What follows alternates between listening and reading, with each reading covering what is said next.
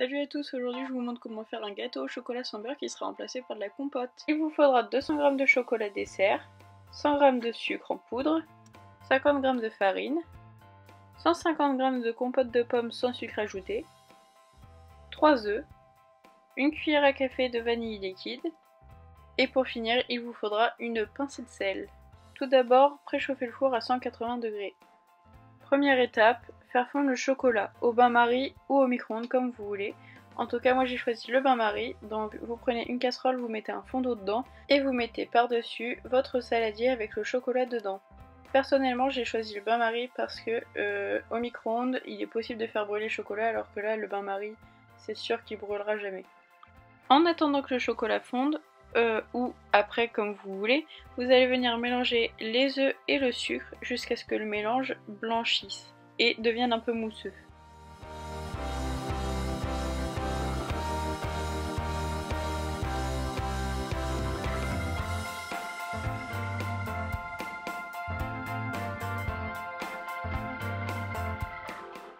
Voilà le mélange mousseux et blanchi, maintenant on va passer au chocolat. On rajoute le chocolat dans le mélange et normalement il faut essayer d'aller vite parce que sinon l'œuf peut cuire. Mais comme vous allez le voir, j'ai galéré un max pour mettre le chocolat dans le saladier.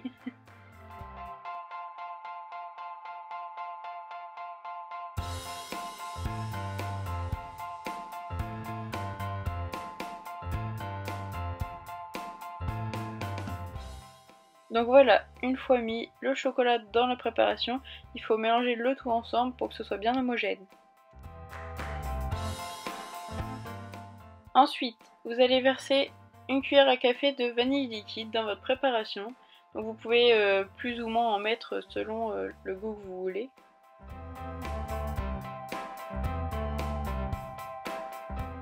Ensuite, après avoir mis la vanille liquide, on passe à la compote. Donc vous allez venir verser la compote dans votre mélange. Donc comme vous pouvez voir, j'essaye de pas en perdre une miette, c'est toujours important, moi j'essaye toujours de racler le fond. Et vous allez revenir remélanger tout pour obtenir un mélange bien homogène.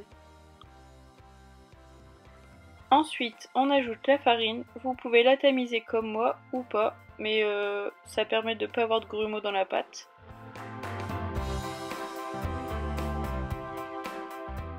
Puis vous allez venir ajouter le sel. Vous allez remélanger le tout pour avoir un mélange bien homogène et la préparation de la pâte est finie. Dernière étape avant de le mettre dans le four, vous allez mettre la pâte dans un moule, donc un moule à cake. Ne vous inquiétez pas, durant la cuisson, le gâteau il va pas du tout gonfler, mais c'est pas pour autant qu'il est pas bon du tout. Dernière étape avant la dégustation du gâteau, vous allez venir le cuire. Donc vous allez le mettre 25 minutes toujours à 180 degrés dans votre four.